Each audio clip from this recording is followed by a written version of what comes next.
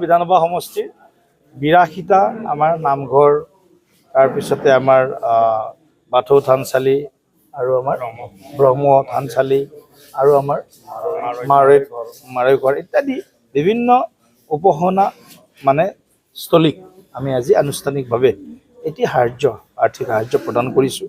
মুখ্যমন্ত্ৰী ডাঙৰীয়াৰ যিটো আহ্বান আছিল যে আমাৰ আয়তীসকলে এই মাহটোত পবিত্ৰ শুদ্ধ অন্তঃকৰণেৰে এভাগী যাতে শৰাই ঈশ্বৰৰ নামত সমৰ্পণ কৰি যাতে দেশখনৰ বাবে সমাজখনৰ বাবে যাতে কল্যাণ মানে আশীৰ্বাদ পাব পাৰে ঈশ্বৰৰ, তাৰ কাৰণে এই অনুষ্ঠানটো আমি আজি ইয়াত আয়োজন কৰিছিলোঁ। অসমীয়া ভাষাত ধ্ৰুপদী ভাষাৰ মৰ্যাদা প্ৰদান কৰা নিশ্চিতভাৱে অসমৰ বাবে এয়া এক বিৰল প্ৰাপ্তিৰ অনুভূতি। অসমীয়া ভাষা মূলতঃ আমাৰ জাতীয় জীৱনৰ এক আমাৰ প্ৰাণস্পন্দন স্বৰূপ। গতিকে এই ভাষাটোৱে যেতিয়া ধ্ৰুপদী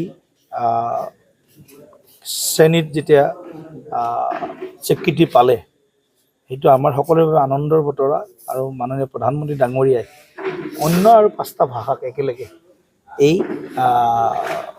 বিৰল সন্মান প্ৰদান কৰিছে।